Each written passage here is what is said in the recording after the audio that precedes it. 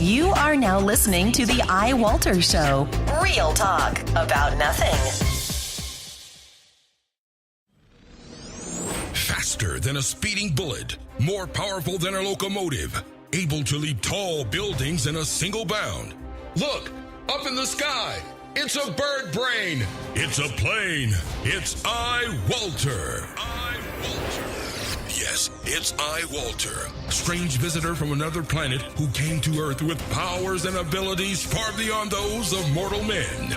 iWalter, who can change the course of mighty rivers, bend ears with his annoying voice, and who disguised as Walter Interranti, mild-mannered janitor for a great metropolitan newspaper, fights a never-ending battle for truth, nonsense, and the American way.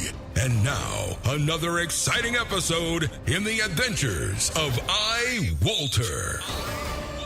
Hey everyone, this is Walter and iWalter. Hopefully everyone can hear me. I'm still trying to get used to this new mic I got. It's cheaper, and I read the reviews on it, and actually a lot of people say this is a perfect mic for what I do, which is podcasting. And I'm not too pleased with it in some ways. Other ways I am.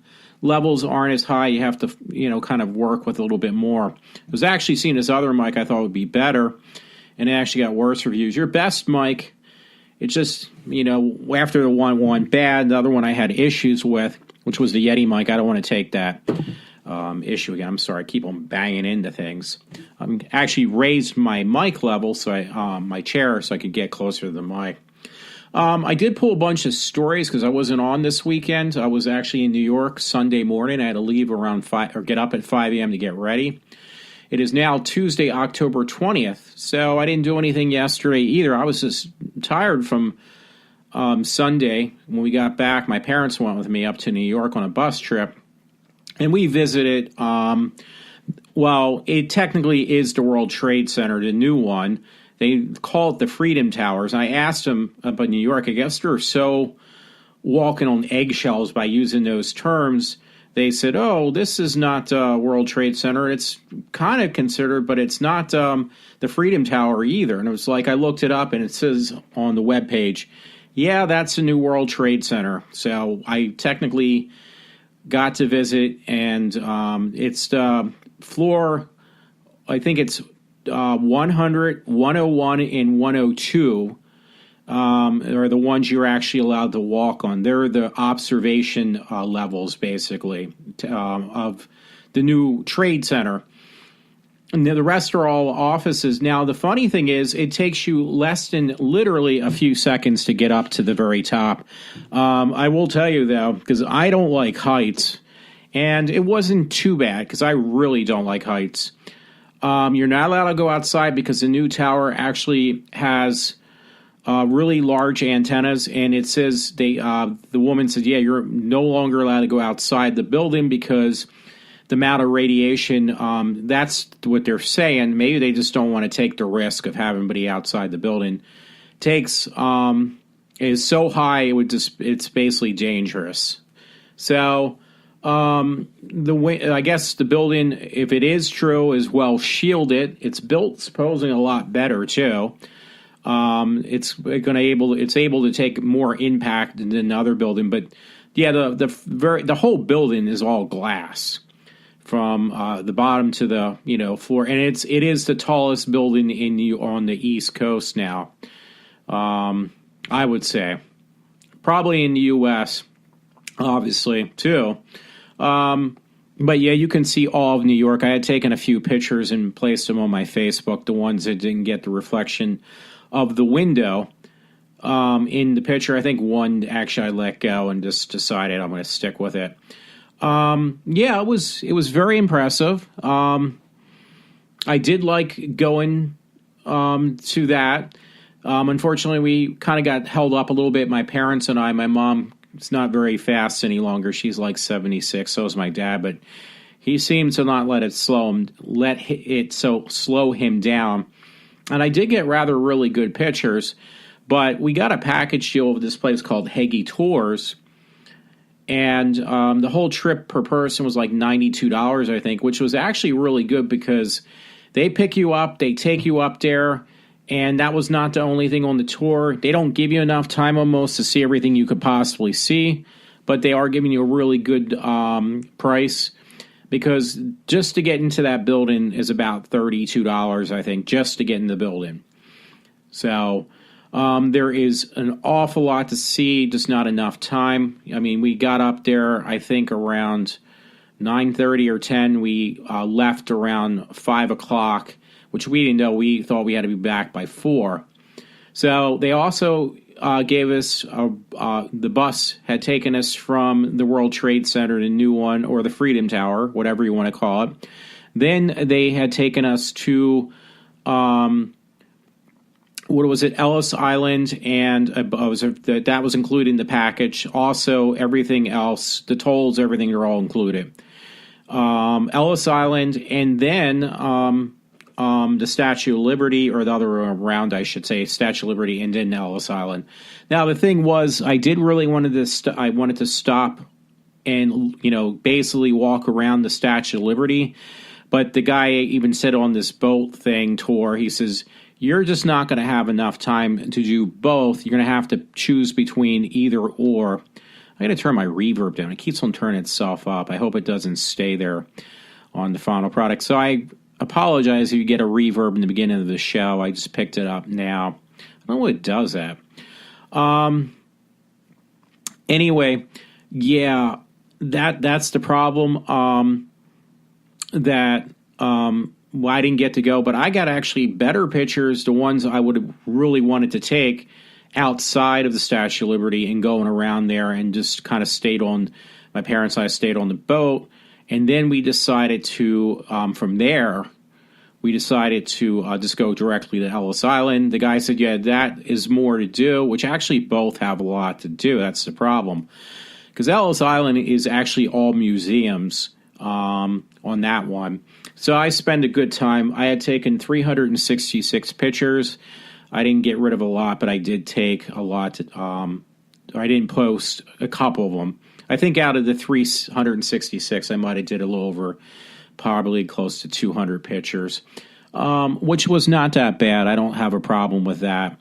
It was a fun day. It was just very exhausting. Today, I went to bed last night at around 11 o'clock, or last night. On Sunday, when we got home around 8 o'clock, I went to bed around, I would say about 11, a little after 11 o'clock, and I slept till almost 2 o'clock the next day. I was just so exhausted. And I think everybody else is. That's a lot of walking involved, just to give you a heads up. But it was definitely enjoyable. It's a cleaner part of Manhattan, which definitely made it even more interesting. Lot to see in just that small little section. I mean, we're on one speck of New York City, a very small speck, and we got that had taken all day to do. So again, it was very interesting.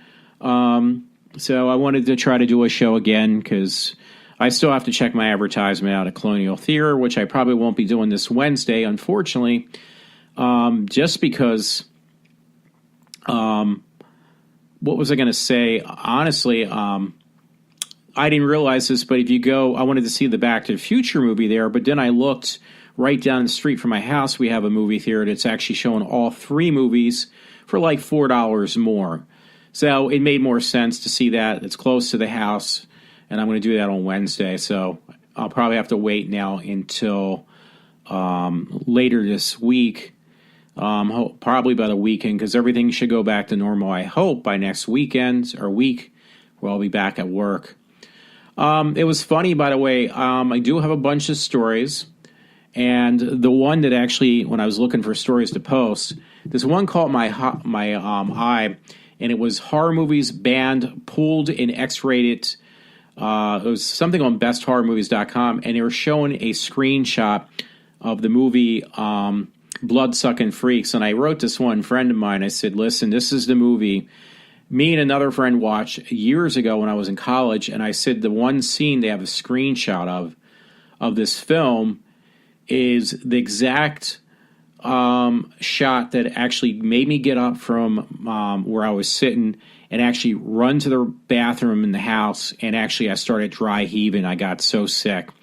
So I thought that movie was, it was low budget, but it was very disturbing. So I did, by the way, today wanted to play something. I've been telling myself I was going to do it. And I'm going to do it probably next. I just want to check this out real quick on this besthorrormovies.com. It was dated actually December 24th of last year. So it says horror movies banned pulled in X-rated part 2. So this was an old article, but they were just mentioning about these movies, and that one just kind of really stuck out. It says the movies that they suggested for really gory movies was Thriller, A Cruel Picture, 1973, Martial Troubles. Oh, no, Possession, 1981. I apologize. What is the next one? The next one is Bloodsucking Freaks. Yeah, that movie really bothered me. Faces of Death. It looks like that movie, Natural Born Killers. And I think I heard this movie called Crash. I think I did hear of that movie. And I think this is the next one was like some French movie. Can't even pronounce the name. Already I'm off on that. Oh, yes, I actually did find this. This movie you can't find, but I was able to track it down online and download it. It was a movie called, I heard about this, a Siberian Film. Yeah, that movie is quite disturbing, but you won't find it anywhere because that technically was either very close or was considered a real snuff film. So, yeah, it got banned in almost majority of the countries. But it is called a Siberian Film. I don't know how it just got an NC-17 before it got released. I guess they must have butchered it down, no puns intended. But, yeah, I did actually track that film down. But getting it the way I did, it did not have subtitles, so I had no clue what was going on. I just know it was quite disturbing, to say the least.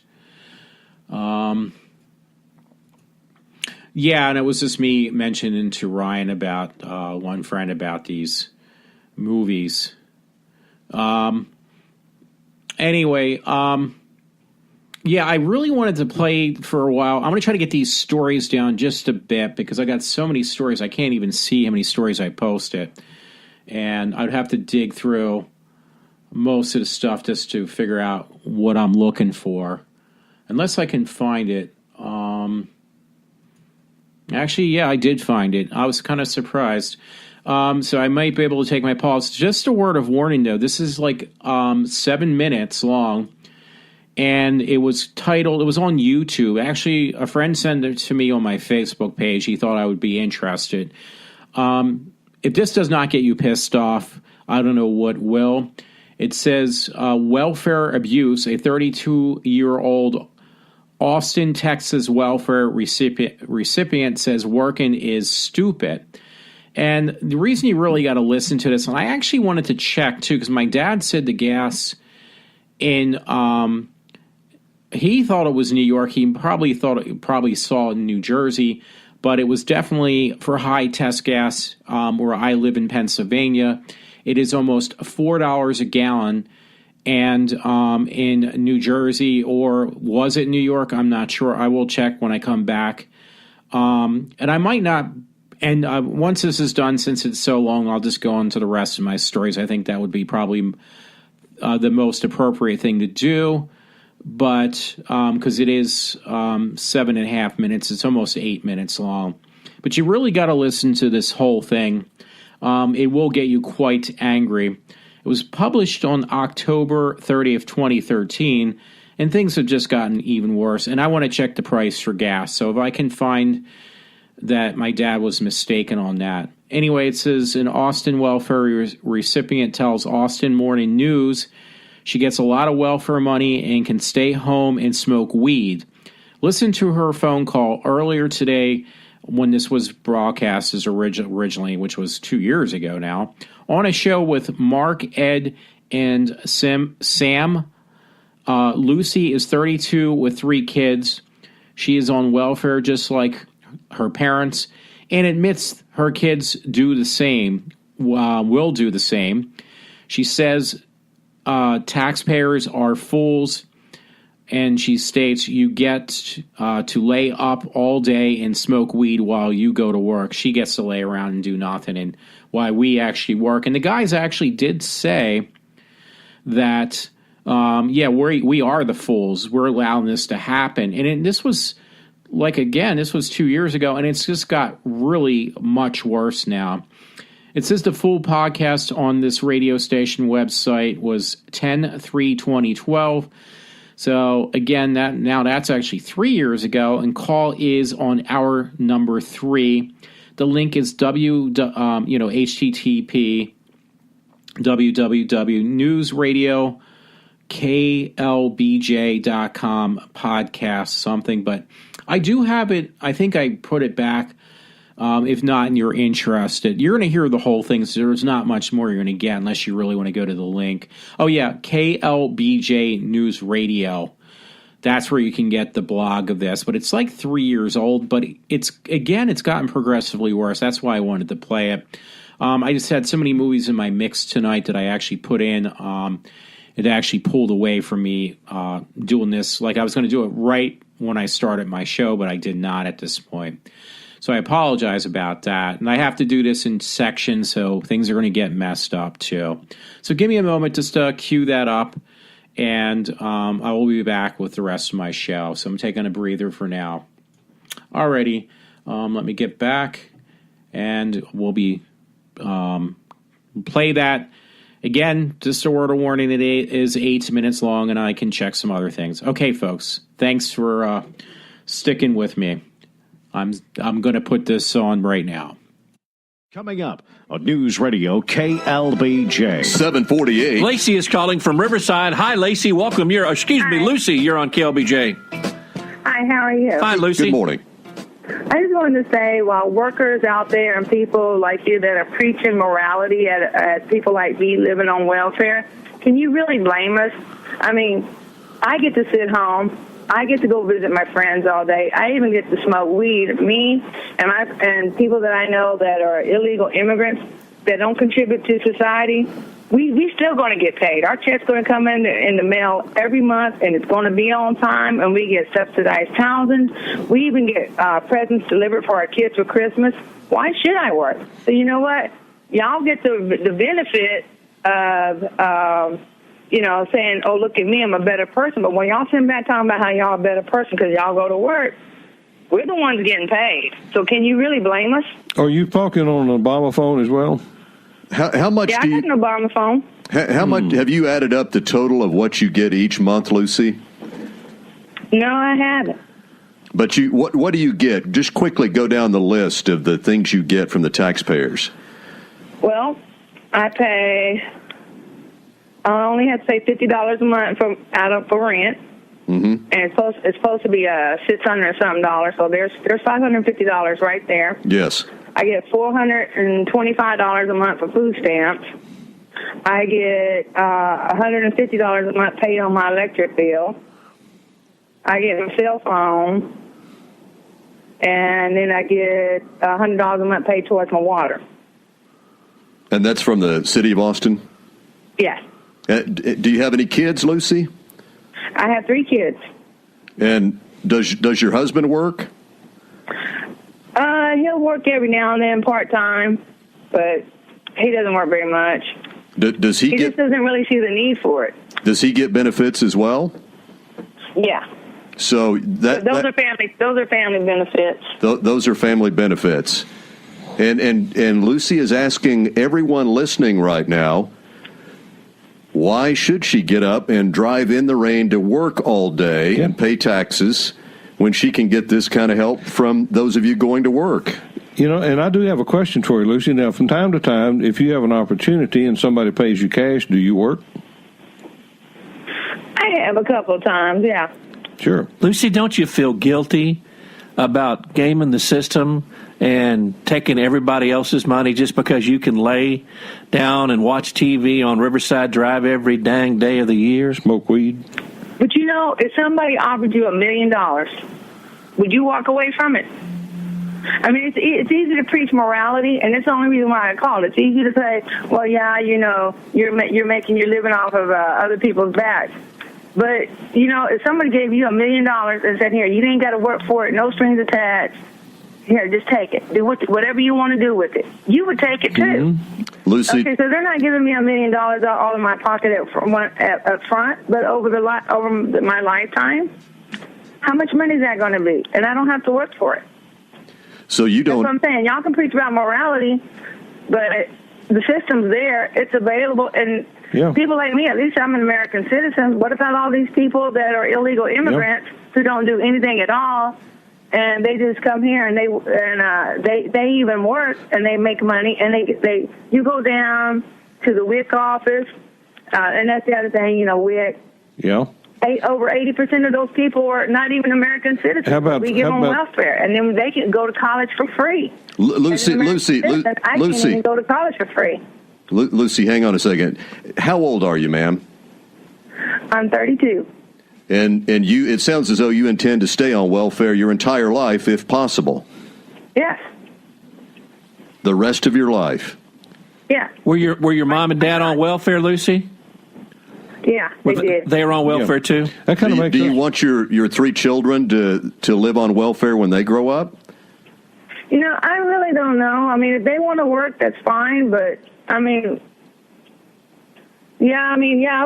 mind if they worked. I mean, that kind of makes me they can get a really good job, something they were happy with. But don't you look at me? I get up and work every day. At my age, I'm kind of stupid then. Because I'm making all that money. Lucy, Sam gets up at 2:30 every morning and drives in here to work. Yeah. So I guess I'm dumb. To do that.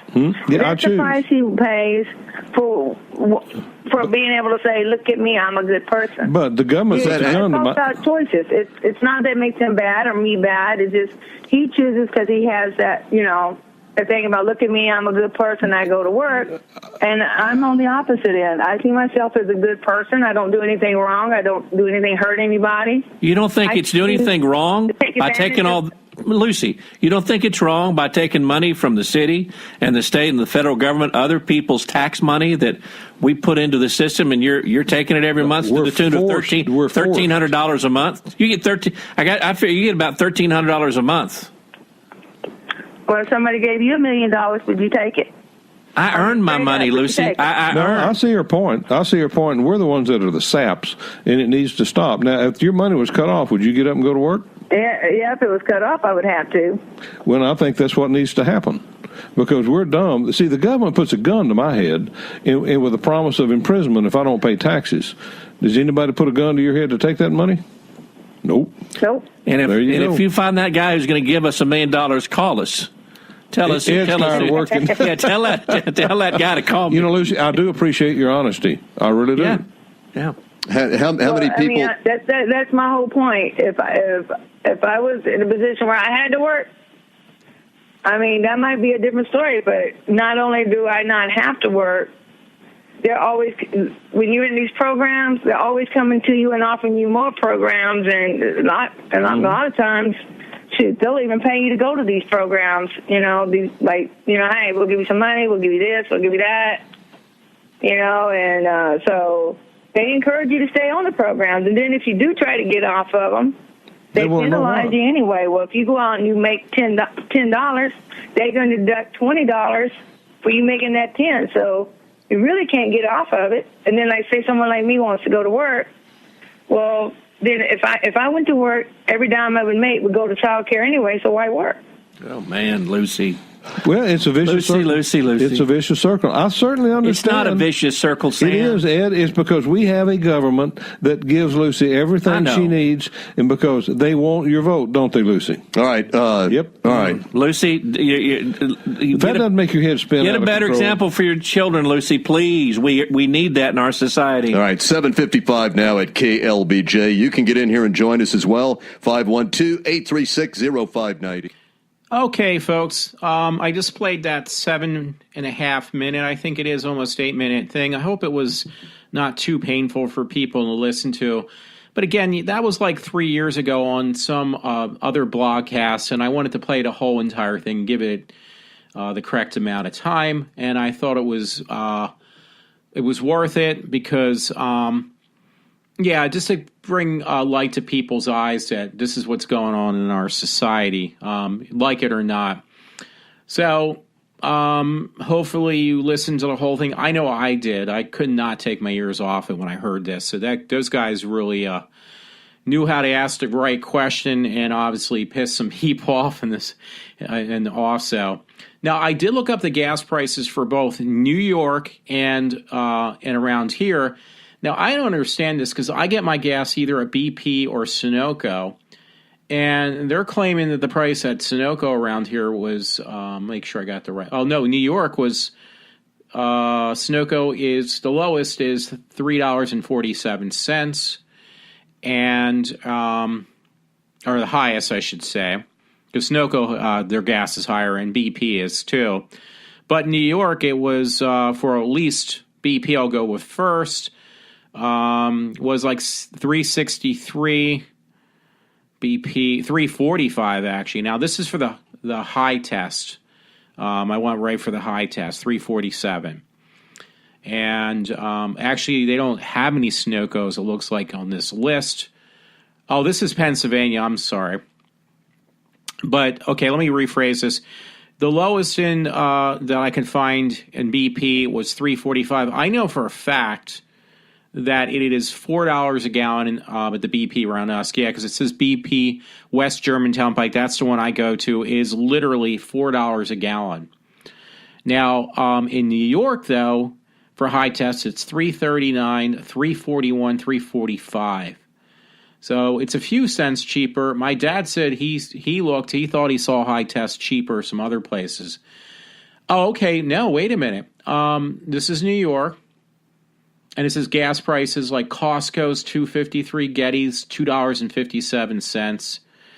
But I don't like no-name gases. Citgo's not too bad. That's $2.64. Sunoco, $2.65. In New York, $2.65 across the board in New York. For high test, the premium around here, which I don't agree with, it says Sunoco's $2.47. 248. Well, I pay $4 a gallon. I don't know where you can get gas for a little over $2 a gallon. And I asked my dad, the reason I'm bringing this up, because this kind of ties into the story I just said I wasn't going to go into. Well, it kind of, the problem I have with it is we have the people in Pennsylvania. Now, a friend corrected me. I thought it was this Wolf guy. Is it Tom Wolf that raised our prices? Apparently he hasn't done so yet. So unfortunately, I have to blame. We have the Republican part to blame on this, but that's why I guess, even though he's running as a Republican, I am a conservative Republican. I am not going to change. I'd like to see somebody like, I hate to say this, my friend's going to disagree with me 100%. What do you call it? I have his doll over there. I bought it. I thought it was funny. He's running for... Why am I drawing a blank, folks? Let me see if I can find... It'll come to me, too, with the bad hair. I thought I was going to do this already, bad hair, for president. Well... Yeah, it actually came up, too. That's pretty funny. Oh, God. Donald Trump. I just remembered his name. Yeah, I put in bad hair for president, and Donald Trump came right up. Yeah, a lot of people don't like Donald Trump. I shouldn't say that. A lot of people do like Donald Trump. And part of the reason is they're just so fed up with all the other parties. We got the Tea Party, but they're not really getting too far. Not as far as Trump has been getting. And Rush even admitted he's not like... he's not the main pick for Rush Limbaugh, but at the same time, Donald Trump's up there. He does admit that Donald Trump's actually getting, more and more ahead every time. He's not losing ground. So I just added a friend, so I apologize, folks. Yeah, so I just wanted to get that in the clear, with this thing. It really bothered me. I don't want to go into too much into politics this late at night, early in the morning, whatever you want to call it. Now, another thing I just want to bring to people's attention, I honestly, because I got a late start, I was kind of like getting settled down. I was helping a friend. He's going to buy some external hard drives I have. They're pretty big, too. I have one that's a 5 terabyte one, which I haven't used. And I like all internal stuff when I can keep it that way. Internal hard drives, I mean. So I'm going to let you know I didn't read pretty much 99% of these articles. So you're going to probably want to try to keep from messing up, and I'll probably just go over them. Anyway, now I got that in the clear. This was the other day. It was on comicbook.com. This was pretty cool. It was on the 18th. Nintendo Entertainment System turned 30 years old over the weekend. Isn't that really cool? I remember this. 30 years ago, I lived in an apartment in Horsham, and there was this girl and a bunch of people. They lived in this house together, and that was the first time I ever saw a Nintendo NES, and they would play it all the time like they thought it was the greatest thing since sliced bread, because that was high-end state-of-the-art at the time. It basically came out in 1983, it said. So, yeah, it's on its 30th anniversary of this past weekend. It's just hard to believe that game system, the original one, honestly, time really does fly, because it really feels as though it just came out like yesterday. I can distinctly remember them playing on, your conventional TV set, and they were playing Mario Brothers. That was 30 years ago, folks. That's unbelievable. Again, I'm just going to try to gloss. I'm going to try not to ruin things too much. Oh, here's the stories I missed, actually. You know what? She is really adorable. I saw her finally last night when I got home before I went to bed. I had to watch the new Doctor Who. It's on Radio Times. I don't think it's going to open, though. I got too many things open now. Macy Williams. I thought she was going to become like a regular character on the show. And yeah, it's nothing worth reading, trust me. I'm looking at the article. I forgot. It's kind of stupid. But, yeah, Macy Williams, she's really cute. She's only, I think in her late teens, early 20s, not even. And I watched it. She was really good. It's just the episodes, I was telling myself as I was falling asleep after watching it, when I was going to bed, I was like, yeah, this is not the show that I remember growing up. But I think she will be almost, at least finally, because I don't think the new series ever did this. They kind of did. They've only had the Doctor with one companion, so it might be because she was supposed to become a regular. Macy Williams also is in that Game of Thorns, but the way I understood it, she was supposed to become again a regular, which would be nice. I think she would work out, but it looks like they're trying to make her. Well, they already did. If you watch the episode, it was actually just an individual episode. They're saying it's going to be a two-parter, but she dies in the episode at the very end. I'm not going to ruin anything for anybody because it was on this past weekend. Yeah, it was titled "The Girl." Doctor Who, the Girl Who Died, but he felt bad. The Doctor actually, I guess, his companions have given him his new regeneration.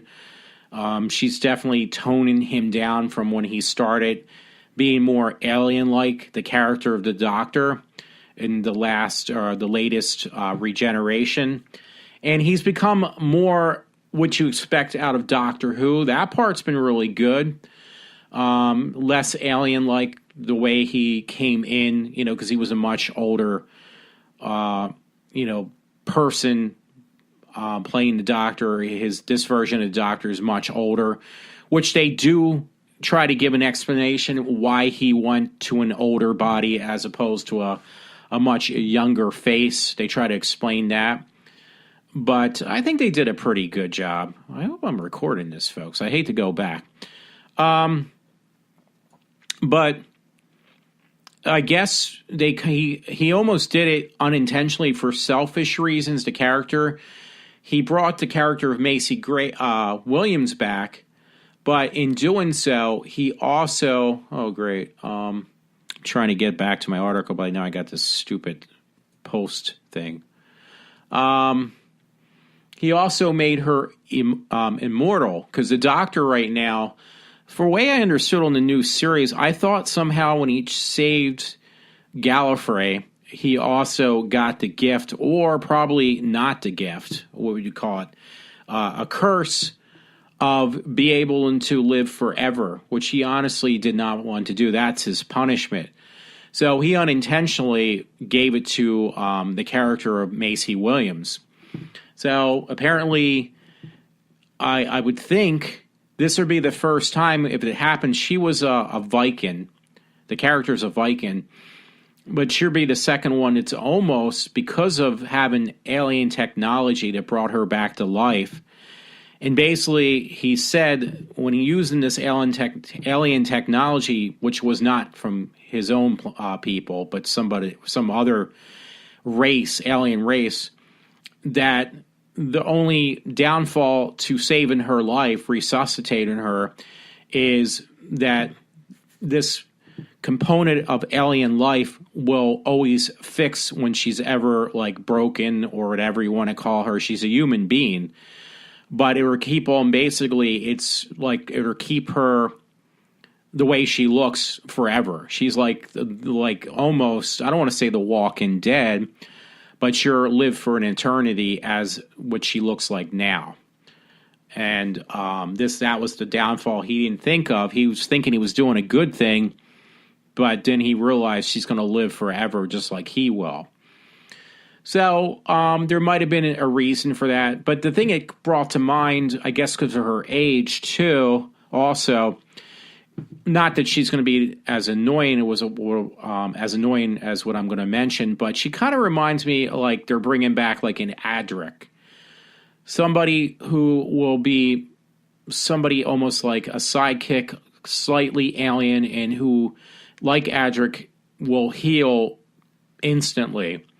Now, the Doctor did over the years, he had, a lot of different human companions, but he also had a lot of alien companions. Well, she's going to be a combination of both if she continues. Also, it reminds me a little bit of Jamie, also, the character of Jamie, so you're really going back. But she's like a little bit of a mix of both, I think. Adric, because of her age and her ability to heal herself quickly, and Jamie, because Jamie was a Highlander, and she's actually a Viking, but they were both from like a certain period of century of time. Maybe that's what they're trying to go for, too. But I'm just kind of curious where they're going to go with that. It's definitely, she's more of an interesting character. And I think initially she was supposed to replace, what do you call it, the companion he has now. But I think the fact that the actress decided to stay on, they're going to keep both released now. But the one, obviously, if she becomes a permanent fixture in the TARDIS, meaning Maisie Williams, she will have, I would hope if they do, she'll stay on for at least 3 years, because I know other actors kind of did that. They obviously, the one we have now, I'm drawing a blank on her name. She stuck around for at least 2 or 3 regenerations. So on the new series, let's see.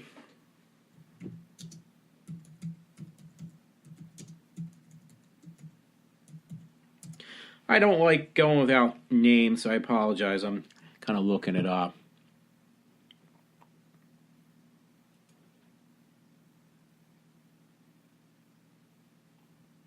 It's some page. This is Species, Time Lord, Unit, affiliated with Unit. I don't like the new Unit whatsoever, by the way. I never did, and I can't get used to it.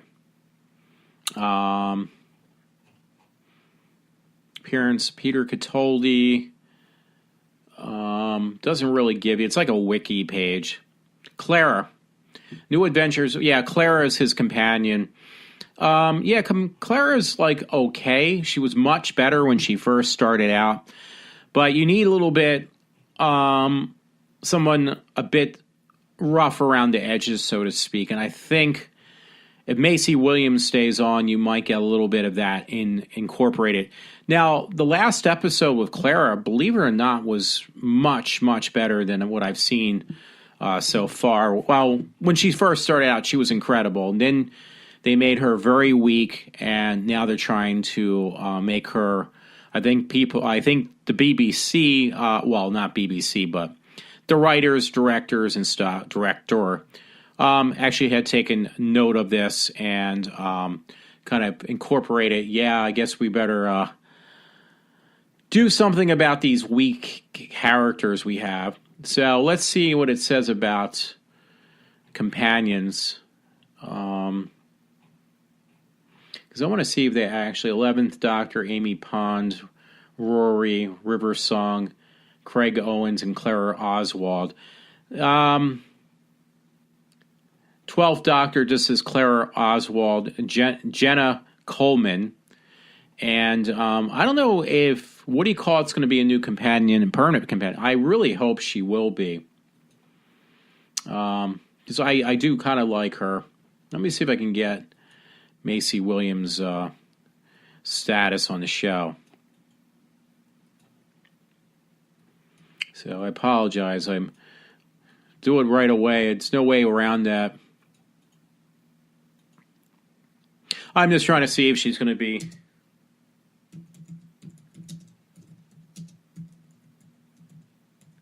a companion. Game of Thrones, Macy Williams could be Doctor Who's new enemy, it says. Huh. I was kind of actually hoping for the opposite. I was hoping she'd be a new companion. Yeah, she's very cute, though. She's adorable. Yeah, that's what they're saying. This was on the, actually, I'm going to have to bookmark this, I guess, for people who might want to look at it closer. Maybe she's angry that she's immortal, I guess. I assumed she would have been a new companion, which would have been perfect. But it says, friend or foul, alien or immortal, Game of Thrones, Macy Williams has the charisma to be the Doctor's new companion or the next enemy in the Doctor Who by Jim Shelby.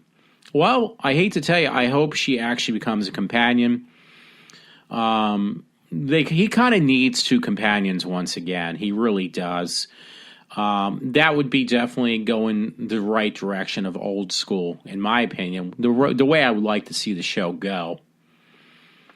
I mean, Clara definitely kind of stepped up. The character Clara stepped up the plate, but I want to see just a tad little bit more. I want to see another companion, somebody who can hold their ground. So I just put that right now. It's it for today's date. It actually went up on Tuesday. Well, I don't know if it's our Tuesday or their Tuesday, so it might be past tense even. But yeah, alrighty. So let's see what else I have in my mix. Oh yeah, there's another one I totally forgot to link, so I'm going to link it now. I have it linked on my Facebook page. I just want to read it. This is going back I thought I was done with the political thing. Wow, she looks incredible. Amy Schumer, she actually looks like she might have lost some weight. She looks really hot. Anyway, this was on dailymail.com. This was a few days ago, I think, at this point.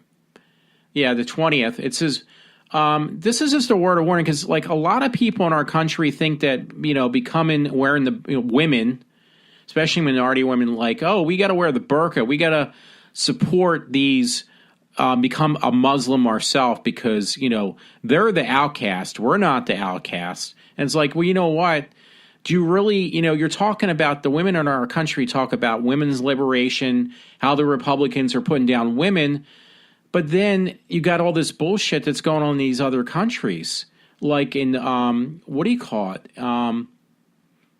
In the Middle East, and they treat women like dog shit. And hey, ladies, if this is what you want in our country, you better be careful what you wish for, because you know what that old saying is, you might just get it. Our country, if you keep on pushing this whole, we need to make Muslim, our country a Muslim country, well, you're also going to give up all these rights you're complaining about that you don't realize you have. So anyway, again, this was on the Daily Mail. I'm going to read it now, just the bullet points. The real Arabian Nights. Extraordinary pictures show drunk burqa-clad woman passed out in Saudi streets as expats lift lid on secret debauchery. Now, the thing is, they will beat women to death if they're found. And now she's not, what they call scantily clad is she shows her face. And her punishment will be death, beaten to death. I'm not even kidding. It says police usually turn a blind eye to bodies or parties behind Western compound walls. Basically referring to the Saudis. But it is claimed they also ignore the wild parties thrown by the Saudis. Expat reveals Saudis brew super strength alcohol made from potatoes, which I never heard of. Raisin numbers are now also taken. Capitan, the drug favored, it's Captagon. It's a drug favored by ISIS, believe it or not. So, it basically says the picture, they show pictures on this web link, and it says the harsh punishment for those caught with alcohol can be beaten to death, but is more usually prison and flogging. That's for the women, by the way. Despite this, young Saudis are known to make their own alcohol. Some a shocking 99% proof. Wow, that's pretty strong. I don't know. I don't drink alcohol, so I really couldn't tell you. But yeah, they're showing not really video, but they're showing pictures. Like if you're a woman and you get caught, and that's considered inappropriate for them to be drunk. You're going to pay with your life, or at least life imprisonment. So that is quite sad.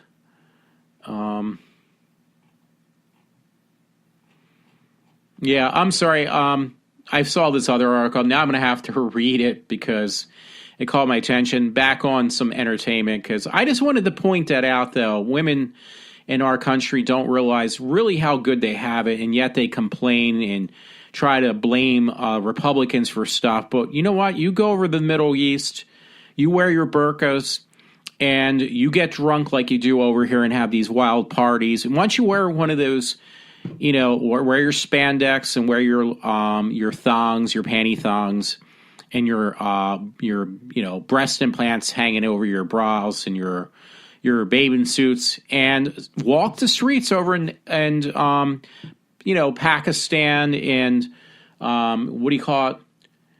and Saudi Arabia, and see how far you make it before you're either flogged to death, punished, or spend the rest of your life in jail, or get pregnant, or become one of those Harlems or whatever you want to call them, one of those sex slaves. I don't think it's going to last too long before that would happen. So if that's what you want, go right ahead, because I'm not going to stop you from living in such a fantasy world in this country that you have it so fucking bad, which you don't. Anyway, this caught my attention because I used to love her when I was younger, when she was younger, and that's Helen. They now call her Helen Bedhead Carter. They changed it for this article. It says Helen Bedhead Carter suffers bird nest hair day on trip to the butcher.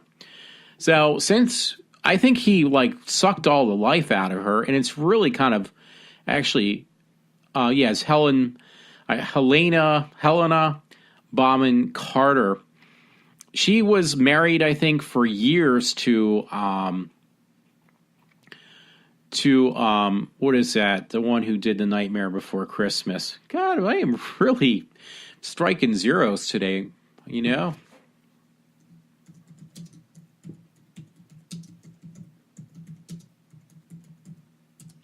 I'll just put in, it'll come to me. It's right here, too. I'm looking at it. Why don't you just give his freaking name? They're giving the Batman movie. Tim Burton. Okay, so, yeah, Tim Burton really sucked the life out of my woman because, oh my God, she is an incredible actress. And they show what she used to look like. Actually, just a few years ago, back in 2012, she was still like incredibly hot looking. Well, now she's like almost like losing her hair. It's gray and she looks like a bag lady, literally. And this is the same woman that I used to have the biggest crush on. It says the actress, aged 49, she's only 1 year older than me, looked rumbled as she ran errands around London. Her flyaway curls were left loose, revealing thinning hair and a bald patch. Teamed with a smock dress over a lace slip and a long black socks. She really does look like a bag lady. And I don't know what happened. I guess, she invested so much of her time into Tim Burton that he really he left her like completely like a dried out prune. So I'm looking at, she's still chunky, by the way, not Helen Bombing Carter, whatever how you say her last name. But she's really looks hot, though. I have to give her credit for that. I know I shouldn't be praising her because she's probably some left-wing wacko, but I still have something about her I like. And I'm talking about Amy Schumer. It says, that was on the Daily Mail. That's why I'm just reading it. It says, flaunting her curves, Amy Schumer looks slinky in her red dress at Ellie Woman in Hollywood Awards after crying about her body image. Now, she actually, she's a big bone girl. She did put on some weight because if you look at her when she first started out doing comedy, she was a lot thinner. She was much, much thinner. So she did pack on a couple pounds. But yeah, she lost. She looks good. She can carry her weight that she put on, but she did look really thin for when she first. Maybe she was underweight. I don't know. That's not the proper word to use. Because even I'm looking now in this web link, they show other women. Some women, I don't know what it was, but they also have, because I liked her, America, the girl, Miss Ferreira, whatever. She was Ugly Betty. She's really cute. She lost a lot of weight.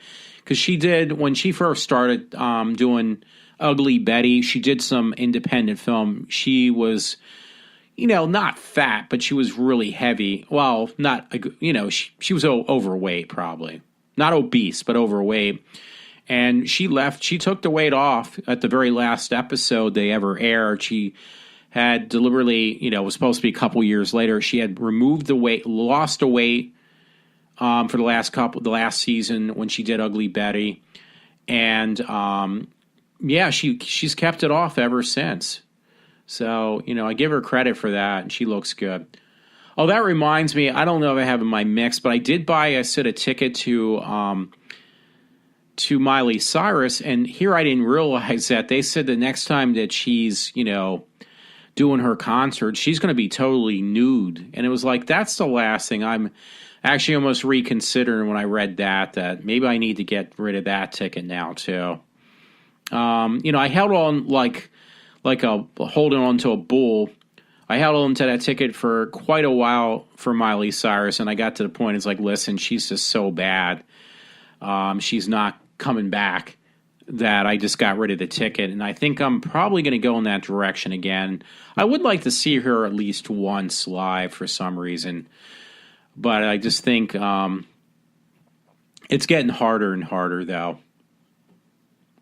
Sorry, I'm just bookmarking stuff that I'm not going to read. Because, you know what, I got so much in my mix right now that it's just impossible to, if I add any more stuff, it's just going to be really impossible for me to actually finish out the night. That's another thing that was funny. I don't think I put this in the mix either.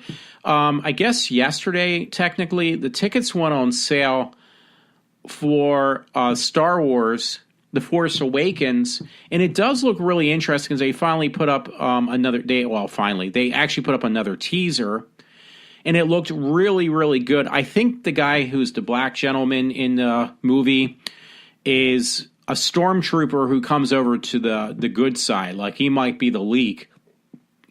And I know that originally they were all clones, all the stormtroopers, but then they found out that they died too quickly, I think. So they changed it to, like, just basically recruiting human beings that weren't cloned to be stormtroopers, and this guy's one of them.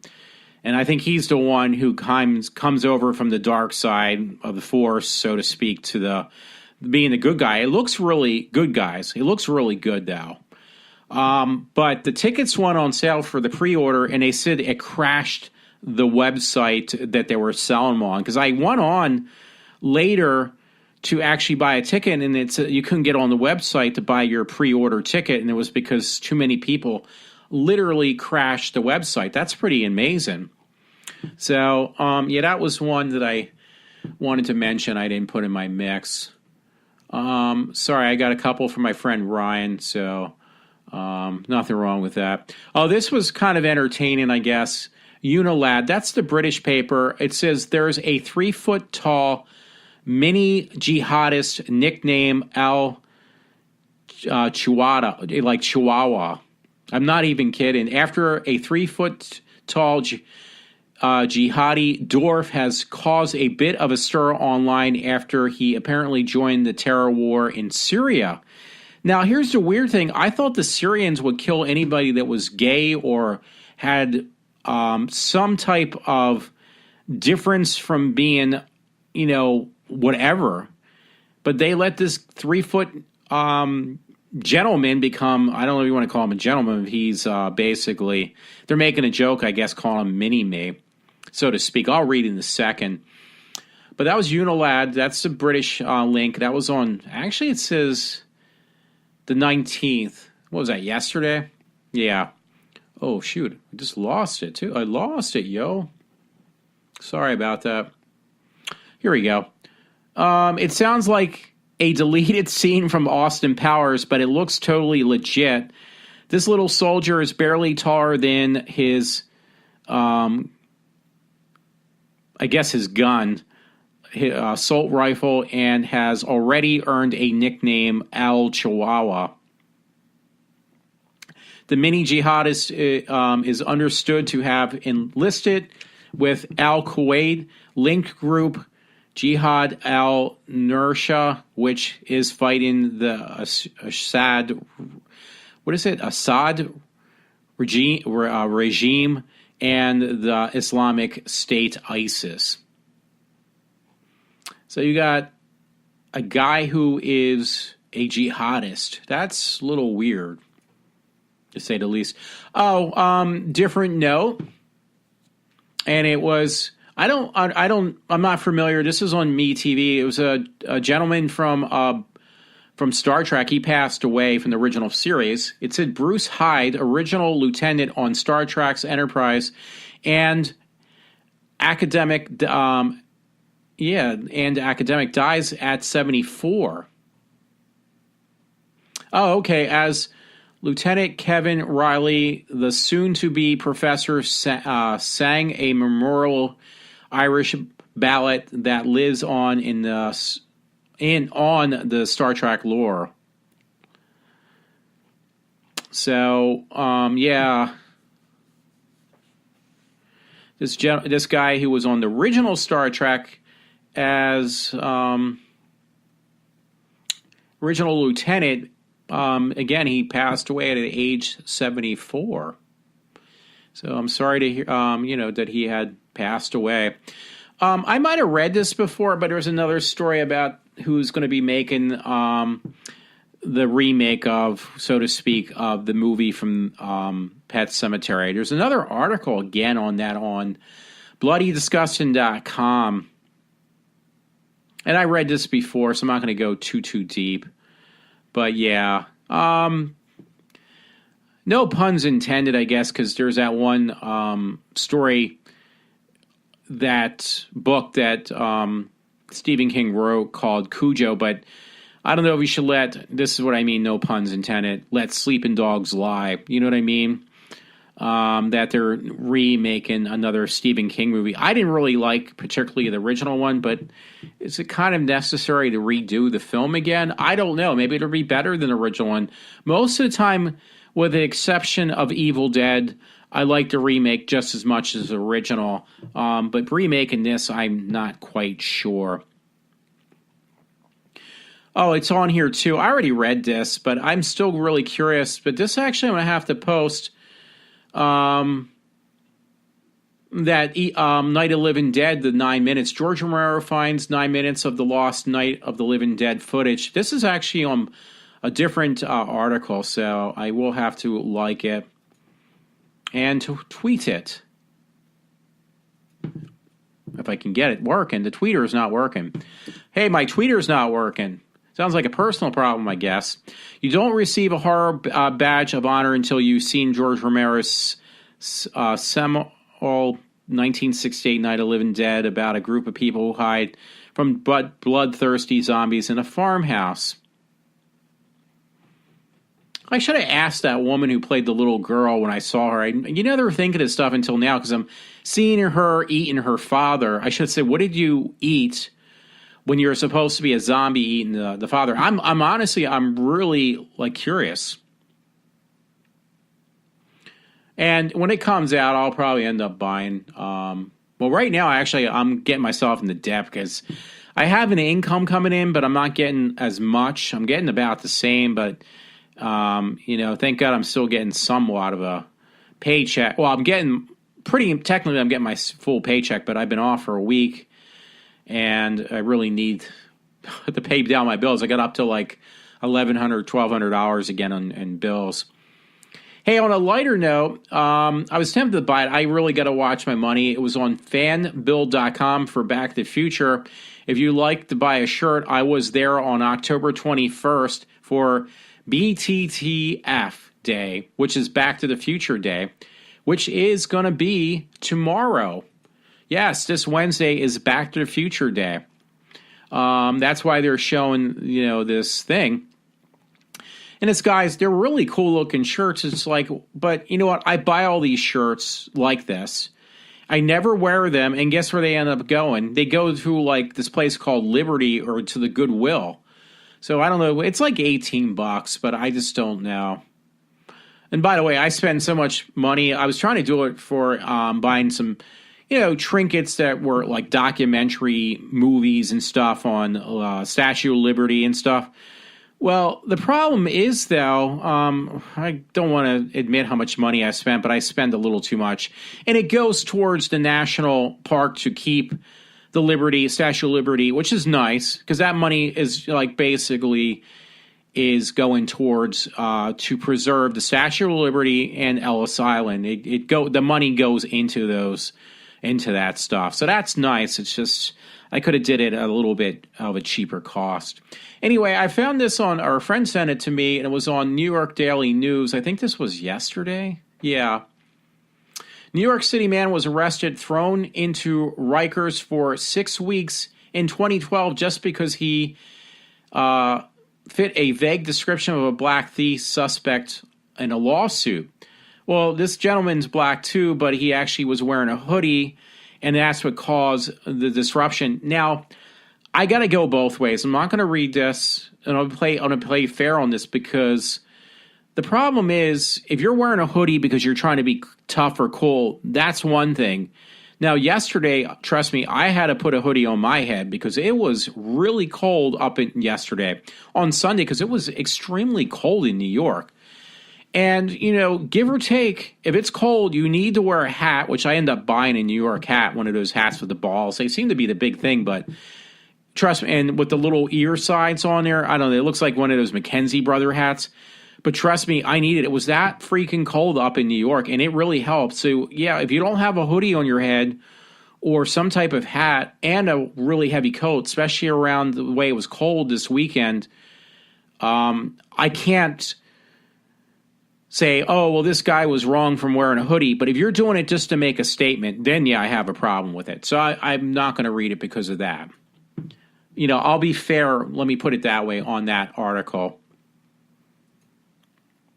See what else, because I don't know why I did it. I got two stories. I'm not going to read the whole thing. I'll just read the captions. Godzilla and King Kong will go to battle on the big screen again, and it says King Kong versus Godzilla movie confirmed for really soon, exclamation point. Well, what's really soon mean? Like, is it going to be sooner than 2020? Because that's what they were shooting for.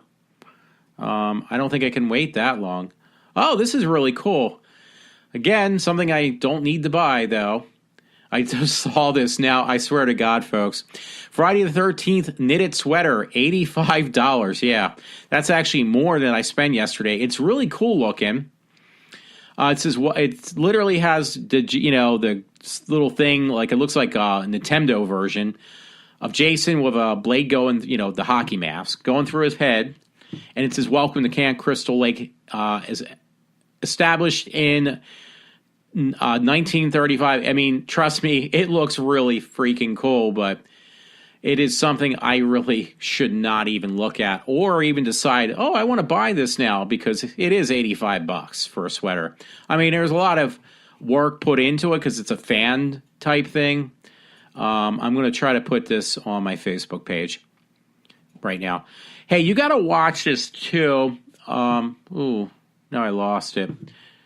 There was a story, Brian Sylvia. This really got to me. This guy, he was a war hero, so to speak, and he lost the use of his legs from being a paratrooper, I guess.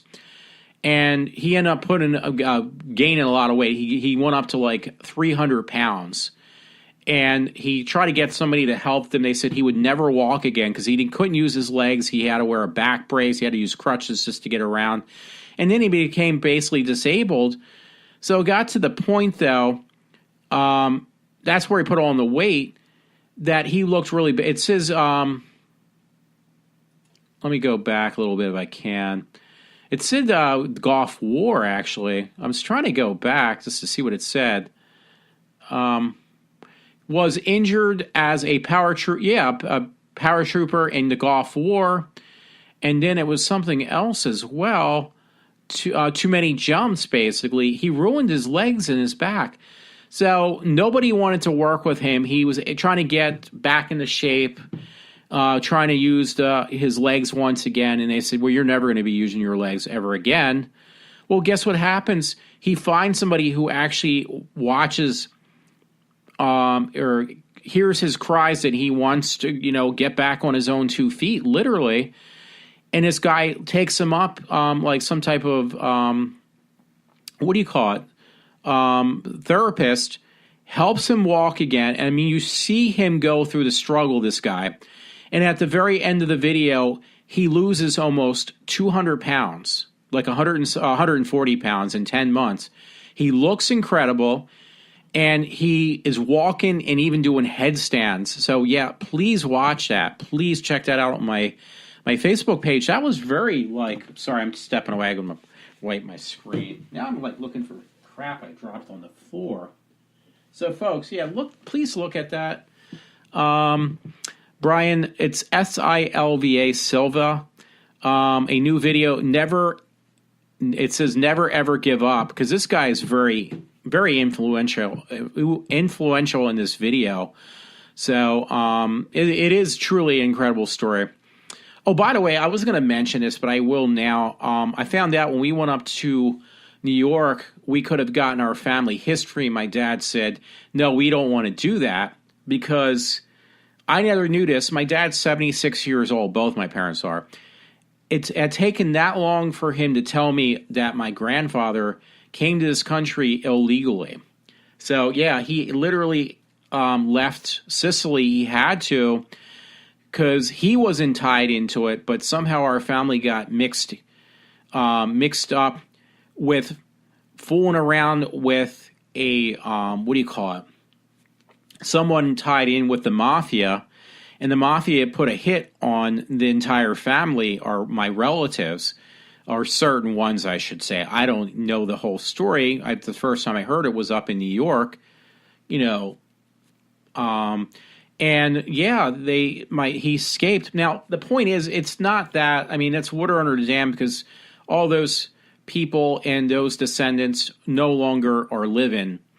Now, technically, that means my dad, when he came over on a boat to New York, my grandfather, and he found his way down to where we're at. Now, here's the thing, though. Believe it or not, though, maybe not my grandfather. He did learn English. He came over here not knowing English at all, though. But he came over.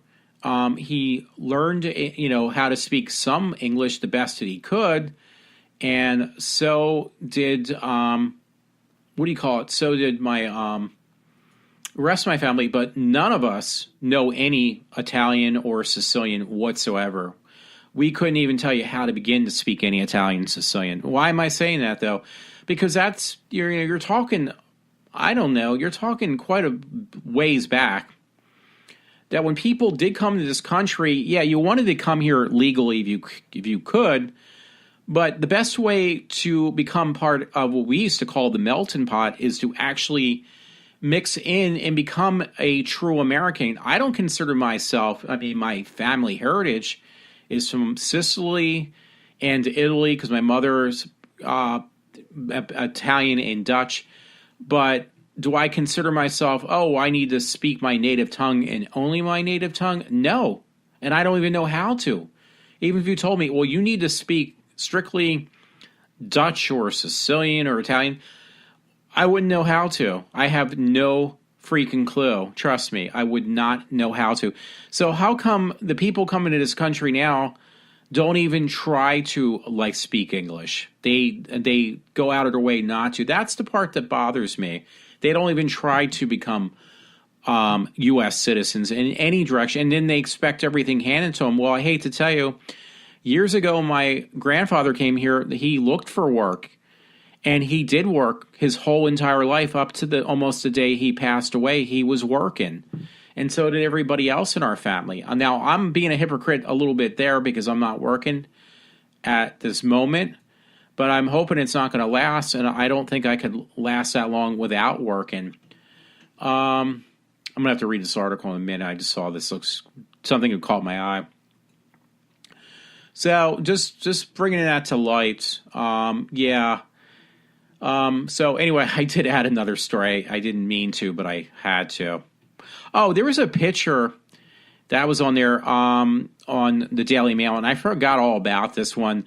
And I'm just going to read the title: "A gigantic rat that attempted to sneak into a hotel but got stuck in the toilet." I think I mentioned that before. Yeah, it literally got stuck, and they had to take it off just to get the damn thing probably out. That really freaked me out.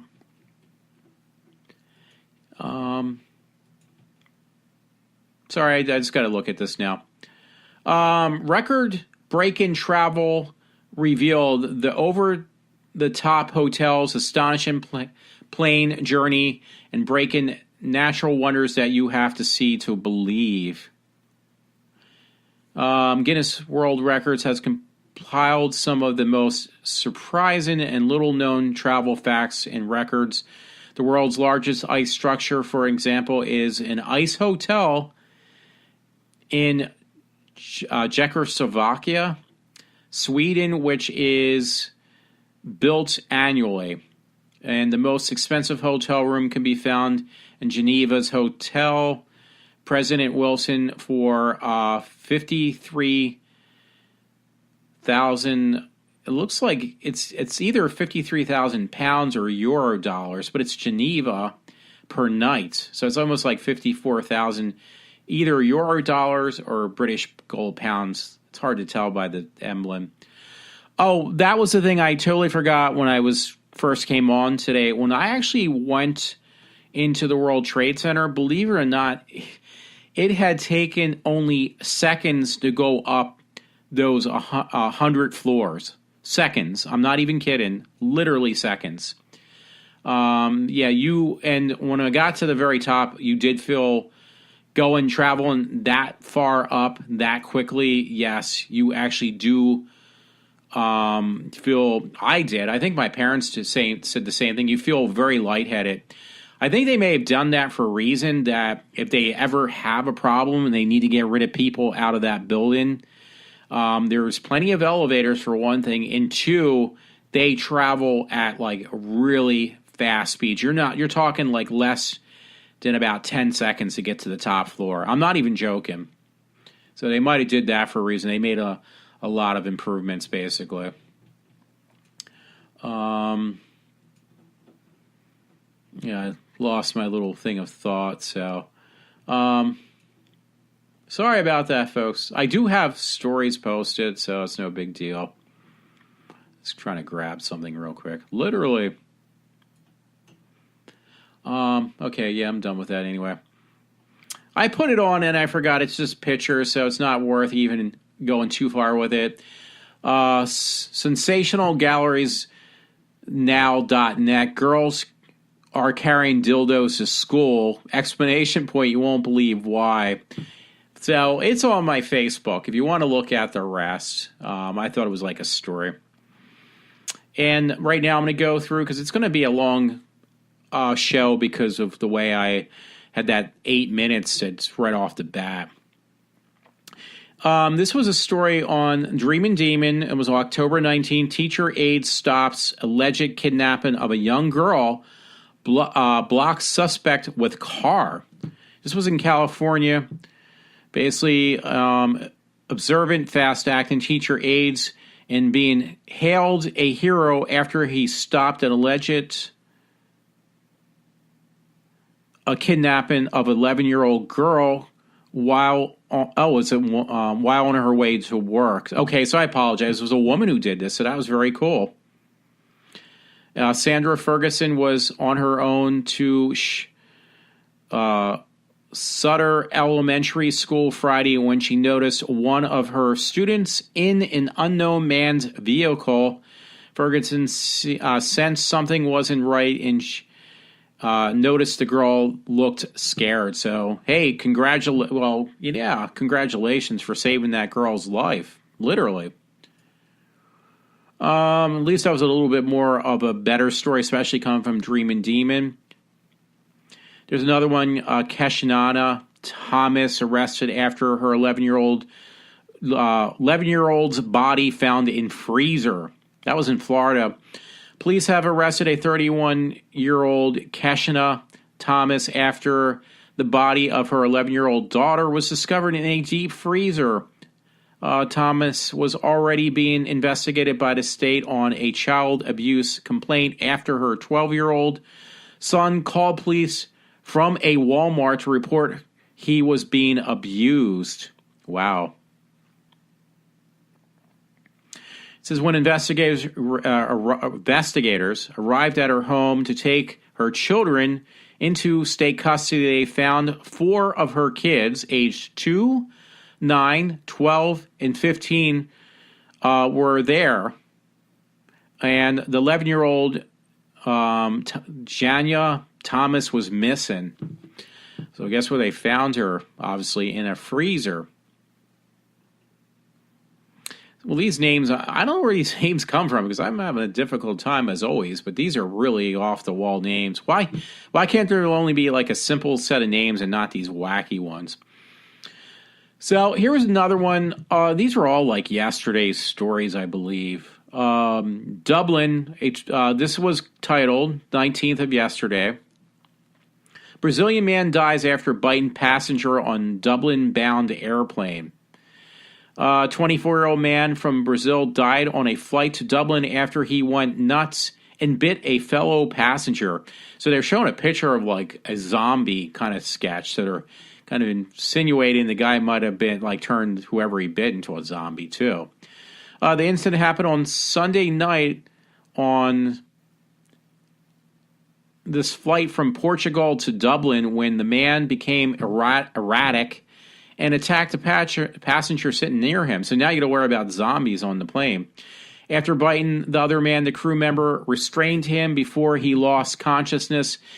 A doctor and the nurse were on the flight and attempted to revive him, but they were unsuccessful. After the flight was diverted to the Irish city of Cork, Paramedics pronounced the man dead on arrival. The man who was bitten was transported to the hospital while remaining 165 passengers traveled by bus to Dublin. So I hope this doesn't turn into 28 days later after this whole incident. While the man lost his marbles and attacked other passengers, not being reported, but the 44-year-old Portuguese woman that was traveling with him was arrested after 5 pounds of suspected amphetamine powder was found in her suitcase. Trying to see if there's anything else. According to eyewitnesses, a woman attempted to recline her seat back just before takeoff, and the man sitting behind her wasn't too pleased about it.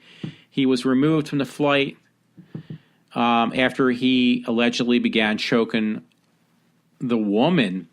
The remaining 136 got to their destination 5 hours after their scheduled arrival time after being transferred to another plane. So what did I miss? So there was some choking involved in here too. The only thing I did not read out of this article, folks, was the same day, the Southwest Airlines flight to San Francisco from Los Angeles had to turn around mid-flight after 2 passengers got into a physical confrontation. So I apologize. There's two different things in the same story with incidents. One was from Portuguese to a flight going from Portugal to Dublin, Ireland, and man biting another passenger. And then there was another one where this guy tried to choke a woman that was taken off from the U.S. somewhere, I guess, according San Francisco to Los Angeles. 2 different stories in one article. It's pretty interesting. A friend told me about this, so I found an article on bloodydisgusting.com that was also, well, actually, that was 2 days ago. Is American Horror Story Hotel the most vile and shocking TV show ever? Apparently, though, both Scream Queens and American Horror Story, according to my friend, they're both getting attacked on the violent contents. It says, leave it to parents group with nothing better to do than find something to complain about, to rag on FX's 5th season of American Horror Story. But they're also, again, they were complaining about Scream Queens as well, which wasn't that great of a show. They canceled. It got a little bit better. The American Horror Story writes, the Parents Television Council, a conservative watchdog group, has blasted FX's American Horror Story Hotel and also has taken issues with Fox's Scream Queens, both produced by Ryan Murphy and Brad Flawchuk. So they're both getting under, they're being held under the microscope. I kind of thought it was going to happen. I'm not surprised. Oh, my friend Ryan suggested this web link called Snuff 102. It's a link. It's kind of, it's an unofficial page. I think it's for a movie, so it's nothing on there right now. Oh, I missed this one story I wanted to read. This was really cool, though. Or did I already read it? I don't think I did. I think I got strayed.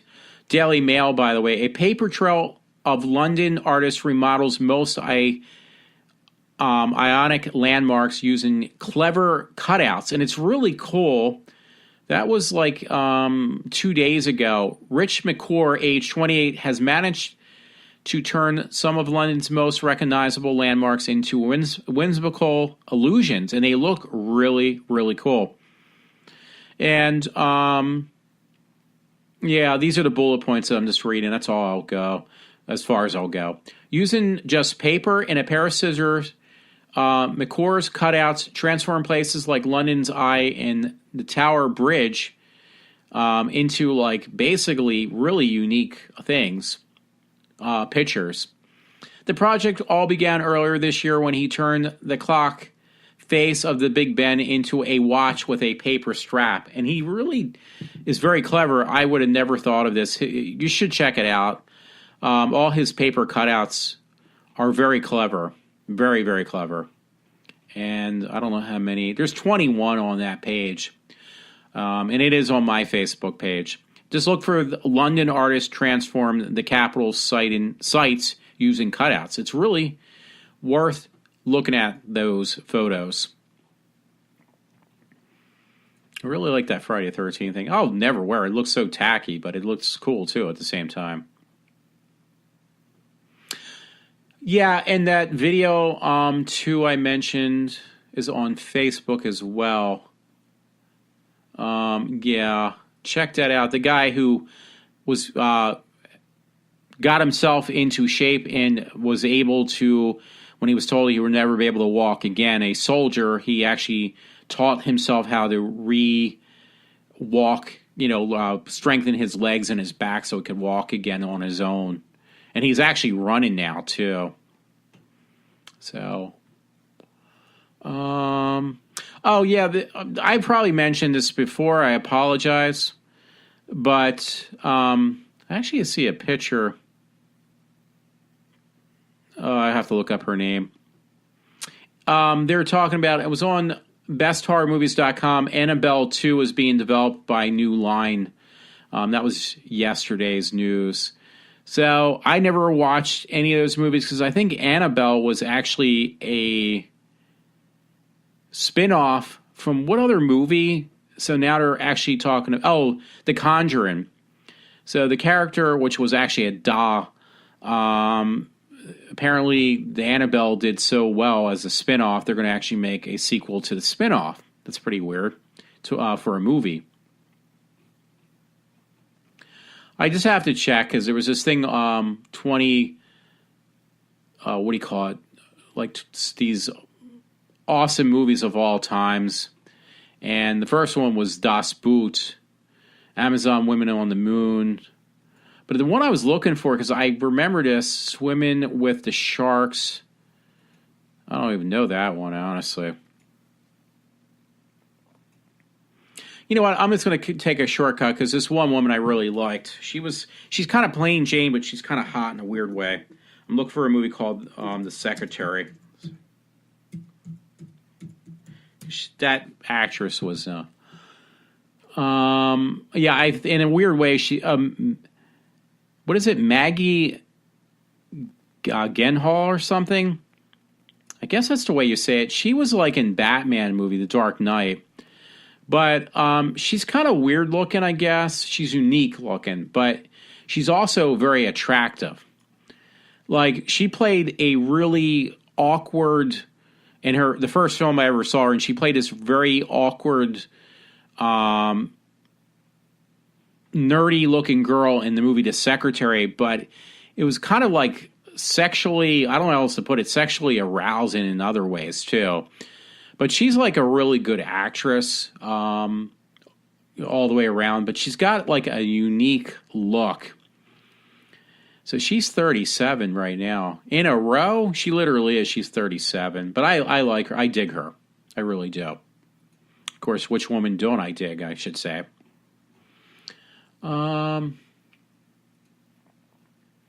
Oh, this was pretty interesting, but I'm not surprised. But they made a big deal out of it on BloodyDisgusting.com. That was yesterday. Andrew Lincoln has never seen The Walking Dead, which explains a lot. That's the main character on The Walking Dead. The guy who plays the cop, he's British, I think. Or is he Australian? I think he's British. It says, here's a shocker. Andrew Lincoln has allegedly never seen an episode of The Walking Dead, for which is now in its 6th season. He stars as Rick Grimes. But you know what? That's no surprise because there is a lot of shows where actors don't, movies especially, where or TV shows where the actors don't ever watch themselves. The best example I can give was a show I like, Doctor Who. I don't think Eccleston he never watched any of the Doctor Who's he played in. He was only on for one season, but he never watches anything he acts in. So it's nothing new. It's kind of interesting, I'll say that, but it no shock at the same time. So it's probably best because I think if you would actually watch the final product, you probably wouldn't want to, especially because it is a pretty gruesome show. I think I would lose interest in doing it. I'd probably scare myself so to speak, if I knew I was doing some type of horror movie a horror TV show that was that extreme. Anyway, on a lighter note, Cinema Blend, of all things, it was titled story. I had to read this. Xbox One will always be behind PS4. DICE designer says, well, I don't know about that. I'm actually enjoying my Xbox One. Again, this is one of the stories which I had mentioned earlier in the show that I didn't read any of these stories because I didn't have time. This guy DICE basically says a few comments recently that has Xbox One gamers grumbling under their breath over the course of a few tweets. Kurtz states that the Xbox One simply isn't as powerful as a PlayStation 4. Well, I hate to tell you, I think they're pretty much almost the same thing. He says one of the minds behind upcoming Star Wars Battlefront and Battlefield series, Kurtz took to Twitter with his thoughts on the hardware race on the current generations. Put it simply, he doesn't understand why anyone would beat around the bush when it comes to what machine can do what machine can do what, basically. See, I don't know, because if you look at it theoretically, I mean, the differences are very small between what's underneath the hood of the Xbox One and the PlayStation 4. The only real big difference is the design of the outside, the exterior. But they're both running pretty much the same type of processors and everything else. So the RAM might be slightly different, which could make a slight difference, but overall, the machines are, I hate to say it, but they're pretty much almost the same. Yeah, I mean, RAM does have a cause and effect, so to speak, on the way things run, but your physical hardware, as far as your RAM, I think maybe there's a little bit difference there, but the actual processor, let me put it that way, are exactly the same. Okay, so I'll leave it at that. So, hey, if it works, if something works, why fix it? That old saying. So, hey, I would have loved to I love Sony products because a lot of these pictures even I put up on my Facebook just yesterday now were taken with this camera I've had for the last 3 or 4 years, this Sony camera, and I love all Sony products. I really do. The only thing is, when they made a console that only played games and didn't let you do anything else, it was like, well, I have no choice. I'm going to have to go with the Xbox, which I really did not want to do, but I'm not complaining about it, honestly. Oh, Cinema Blend also had a final Star Wars The Force Awakens trailer is explosive and amazing. So, yeah, you can see that actually they have. If you can't find anywhere else, it is on Cinema Blend. And it was really good. I watched it. I was very impressed. It kind of brings things to light, what's going to happen. And it didn't ruin anything. It just makes you want to watch it that much more. Go see the film. It says, going back, jumping around, MTV. MeTV said, rest in peace, Pat Woodell, Petticoat Junction. He just passed away yesterday.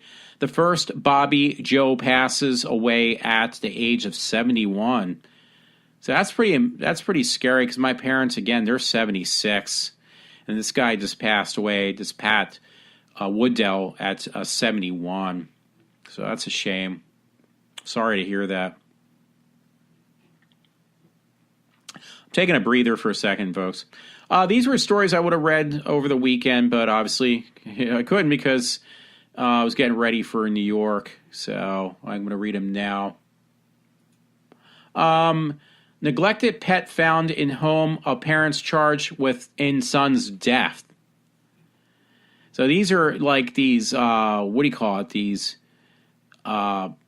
people, they're these liberal whatever. Maybe I'll just I'll read it through. It's not too long. PIX 11, thank you, Todd. New York, an animal control officer and an animal rights activist say the home of a couple charged with beating their sons, one fatally and one filled with neglected, caged dogs and the feces and urine of even more pets. So this is ridiculous. Animal control officer Gordon Chafee told the Associated Press on Sunday that the two members of the World of Life Christian Church, now under arrest, left behind a filthy, garbage-strewn house in Clayville, New York. Now, these are animal activists, and they're, I don't care about the Christian part. These are animal activists. The other thing is different. Animal activist Kimberly Strong says she alerted authorities who entered the home and found 4 dogs, 3 birds, and 7 cats that had been seemingly neglected over time. The story first appeared in Syracuse Post-Standard. These church members, Bruce and Deborah Leonard, are charged with manslaughter in the death of their 19-year-old son and assaulting their 17-year-old son, in addition to abuse of animals.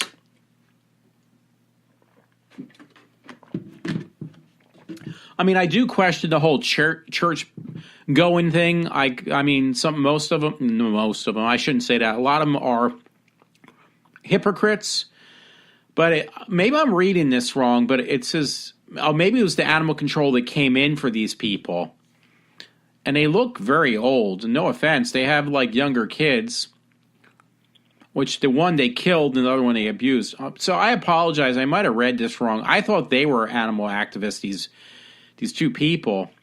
But maybe they weren't. It just says Bruce and Deborah Leonard, New Hafford Police Department. They have a mugshot of both of them. That was on the 18th. That was like 2 days ago. So some of these stories I can even confuse myself with. Obviously, I must have did that. But yeah, they basically were. The main point was they were very abusive to animals and their children. So Todd, a lot of stories I actually took off my friend Todd's webpage. So I think he'll get a little mad about that. But I just did that for a reason because he had some really good stories that he might have put on my webpage, but I found them easier on my Facebook. Anyway, Todd, thank you for this story, Uprocks. It is pretty funny. It's not a bad story. It's just funny. There was plenty of nudity in this live interview from the Bengals locker room. Bengals post-game interview has plenty of tiger tail. So this guy doing his interview in Orchard Park, New York, with the guys in the men's locker room.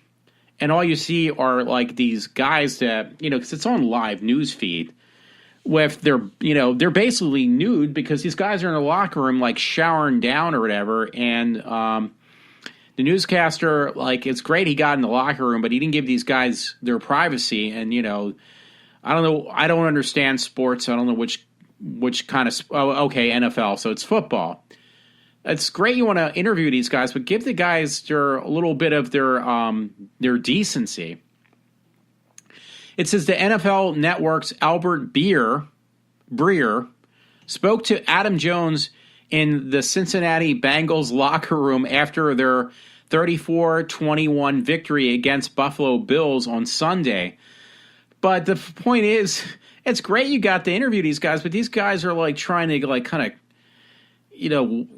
calm down, cool off, and you're in a locker room, and the cameraman is shooting all this stuff. So it's pretty funny. But thank you, Todd, for that story. I don't like reading Huffington Post news, but this is pretty entertaining.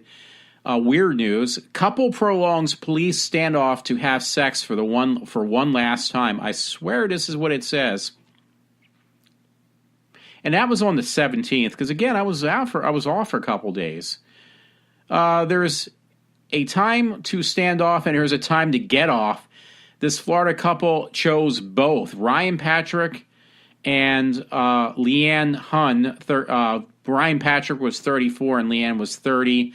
Allegedly refused to surrender to police until they had they could have sex together one last time. That is just ridiculous.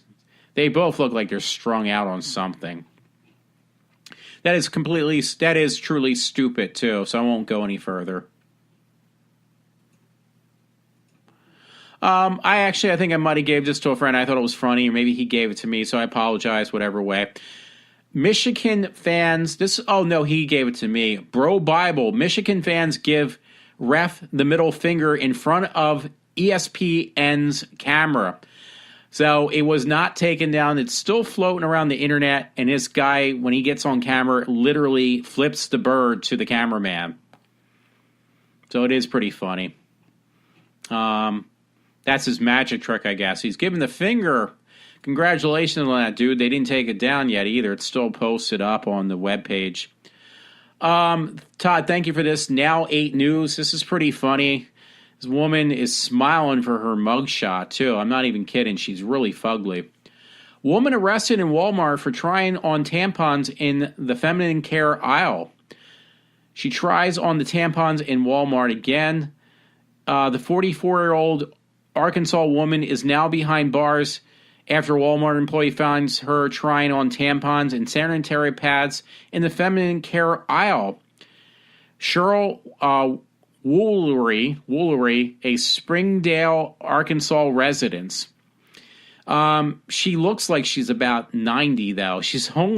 What is going on with these people? She's only 47. She looks like I swear, I'm telling you, you look at the picture of this woman, she's really scary looking. She looks like a haggard witch. And she's like 5 years younger than me, almost. That's on now8news.com, by the way. I sent this to a friend. I've been busting him, like I've been riding his ass for the last day and some change. My friend Todd. So I had sent him this thing on Back to the Future, the annual 2015, because that's pretty funny, I think, in many ways. Back to the Future 2 has basically the Cubs winning for the first time in decades, winning the World Series in the year 2015. Well, guess what? The Cubs do make it too close. They get close to winning the World Series, which is pretty impressive for Back to the Future. But actually, the New York Mets, actually are the ones who win. So, in many ways, I just think it's very entertaining that they were halfway correct, that the Cubs did make it that far. They've never won a World Series in, like, forever, I guess. So the fact that they were that close to actually, I mean, how freaky would that have been if the Cubs actually, I think they were in that, they were, I forget the team, the Gator team or something like that. I can't remember the name of the team. But in the movie, it wasn't the Mets they were playing off against. They were playing off against some Florida baseball team. I can't remember, because trust me, I don't know sports.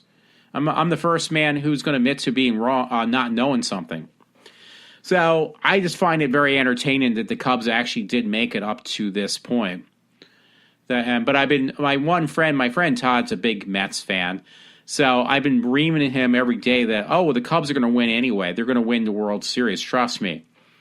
Which I know they won't. I just enjoy being an asshole about it to him. So this was one of the many stories I probably have read tonight. I stole off of Todd's website, so I thank you for this, NewYorkPost.com. And it's kind of entertaining. It's not really funny, but it is. If you have like a demented point of view, which you think is funny. And it was on the New York Daily. But what was the date, though? I'm trying to look for the date of this story. Oh, the 17th. So that was 3 days ago.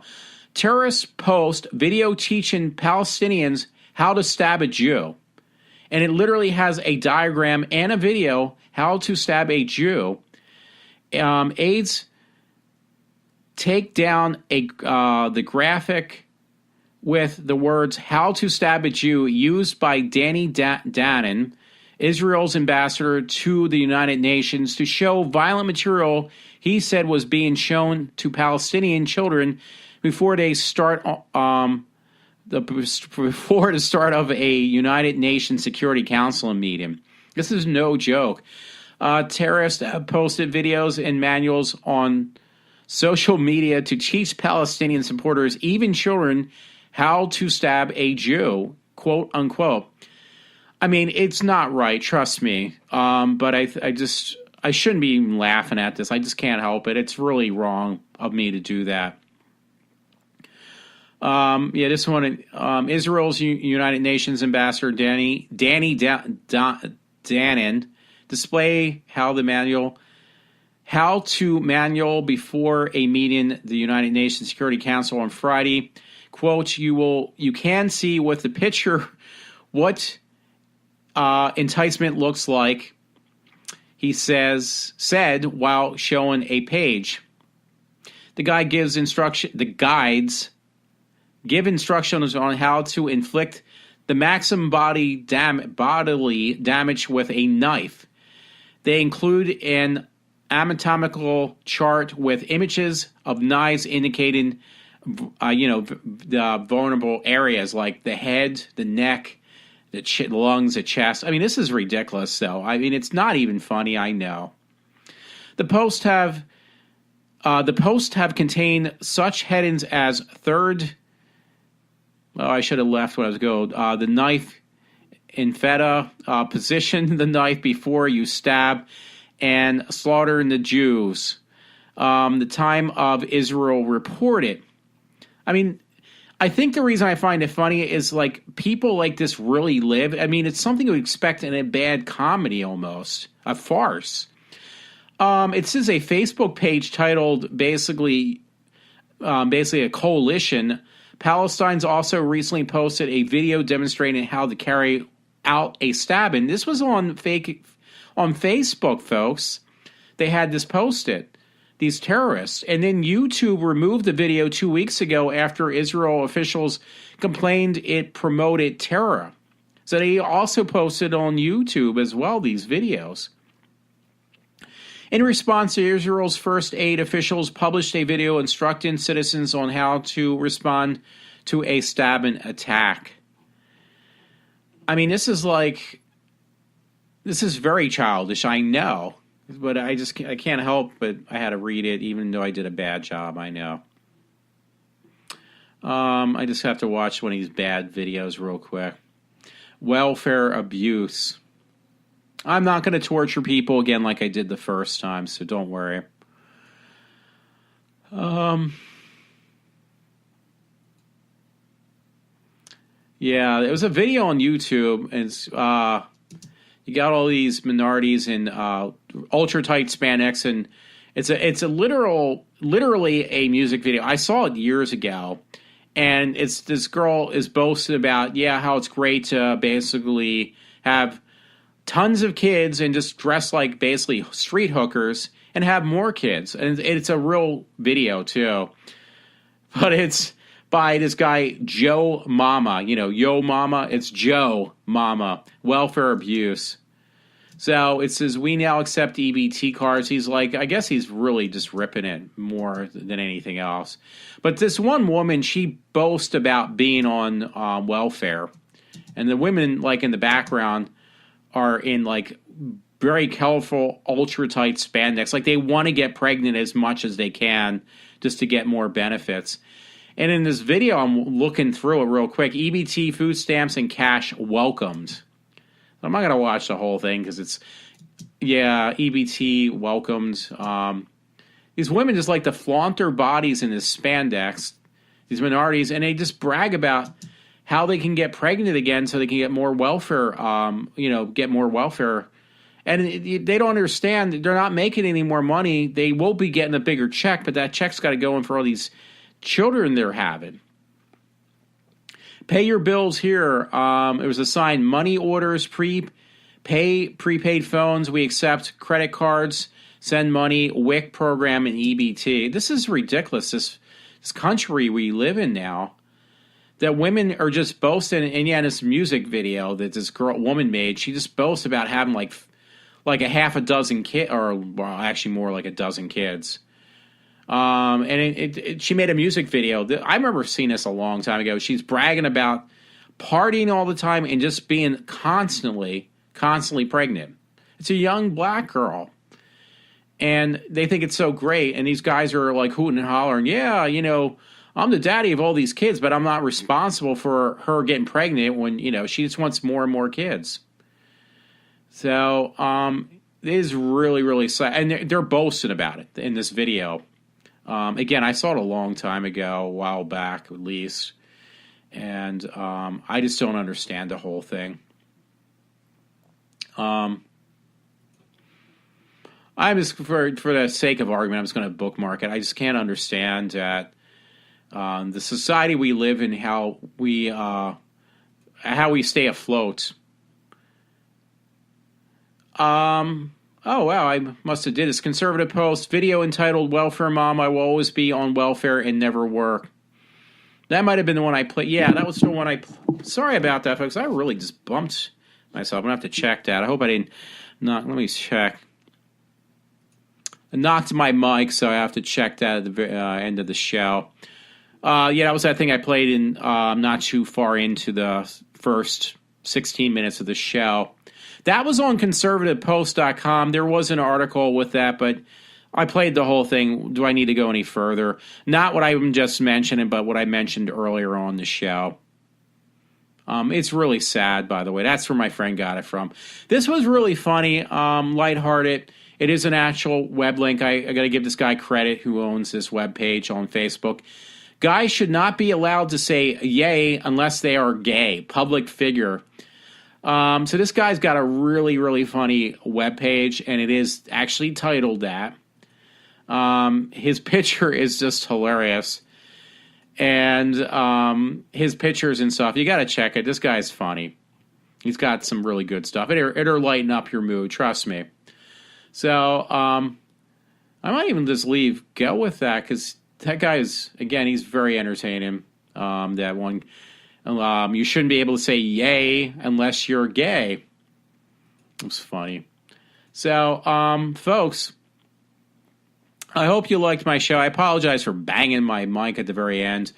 And, you know, listening again, this is a bit longer show because that was 8 minutes just alone on that audio I played tonight. So, have a good Tuesday morning. Tomorrow I'll probably be, again, not doing a show because I'll see, but this one will take at least a couple days just to listen to it. So, folks, thank you if you are listening to me still. Otherwise, fuck everybody else. Just kidding. I'm joking. Have a good one, folks. Thanks a lot.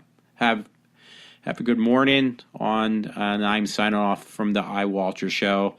This is Walter in Toronto, speaking from the bench. Thanks, folks. Have a good one.